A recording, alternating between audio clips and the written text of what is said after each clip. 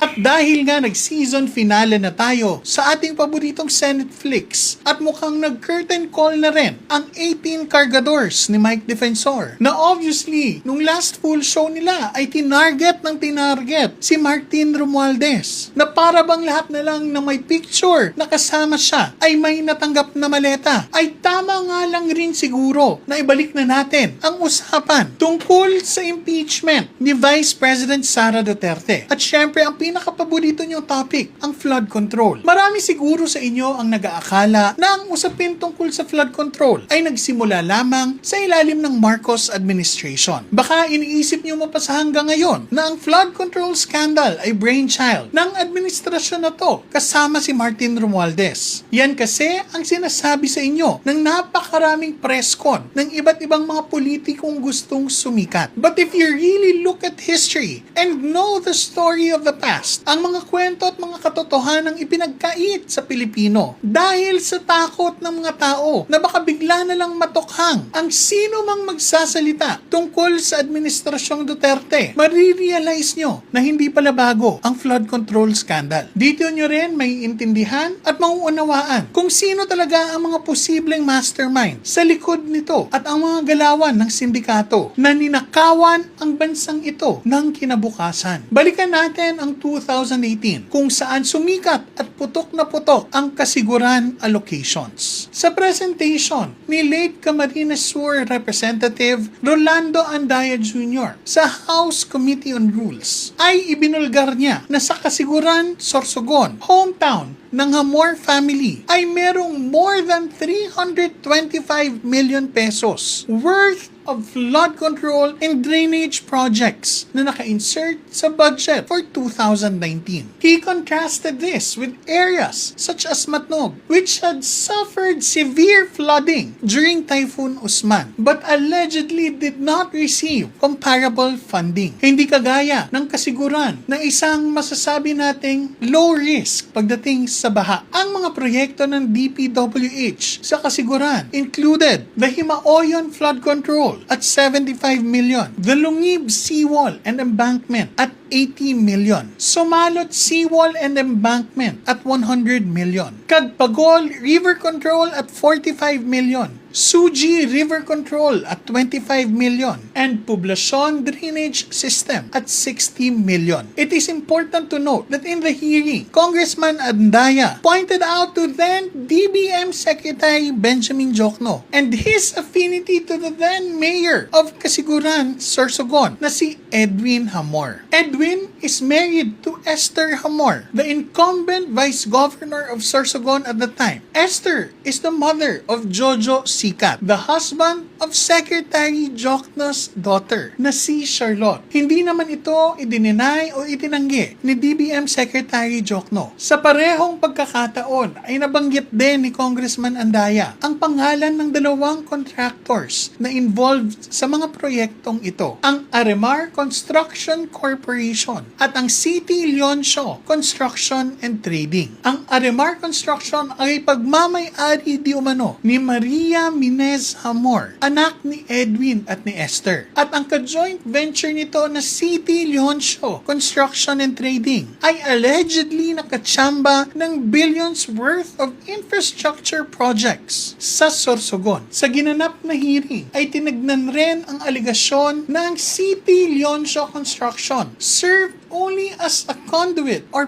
partner in projects that eventually benefited Aremar. The House inquiry scrutinized banking transactions, records from the AMLC involving Aremar Construction. Congressman Andaya then presented deposit slips that showed millions of pesos being transferred into Aremar accounts, including one transfer exceeding 11.4 million pesos, and a series of more transactions totaling to about 70 million pesos. At least 4 joint ventures have been agreed to by Aremar and City Leoncio in Sorsogon. Andaya said that it is no surprise anymore that 325 million pesos worth of new projects in Kasiguran, Sorsogon turned out to be flood control or flood mitigating projects. Pet projects, allegedly of then Secretary of the Department of Budget and Management, Benjamin Jokno. In 2018, despite all allegations that were exposed by Representative Nonoy Andaya, in one of his press cons, then Cabinet Secretary Carlo Nograles said that President Rodrigo Roa Duterte still trusts DBM Secretary Benjamin Jokno. The President believes in Jokno. He has full faith and confidence in him. He leaves it up to Jokno to do what is necessary and right in the matter of spending in his office. Kung titignan at susuriin natin mabuti, ang flood control scheme ay nangyayari lamang sa pagitan ng sabuatan ng dalawang ahensya ng gobyerno. Ang lahat ng proyekto na in-insert ng DBM sa 2019 DPWH budget ay hindi na dumaan sa budget deliberation bago pa ito ma-insert o mapagdebatihan sa Kongreso. Dumiretso kasi ito sa National Expenditures Program o ang tinatawag natin na NEP na tinatawag rin nating the President's Budget. Ang pagkakataong ito sa ating nakaraan ay hindi rin lingid sa mga statements ng resource persons na ating naimbitihan sa Blue Ribbon Committee hearings, kung saan sinabi nila na bago pa man daw maaprubahan ng lower house, ng upper house at ng BICAM ang budget para sa susunod na taon, ay alam na nila ang DPWH projects na pwede nilang makuha. Hindi natin sinasabi na sobrang linis, 100%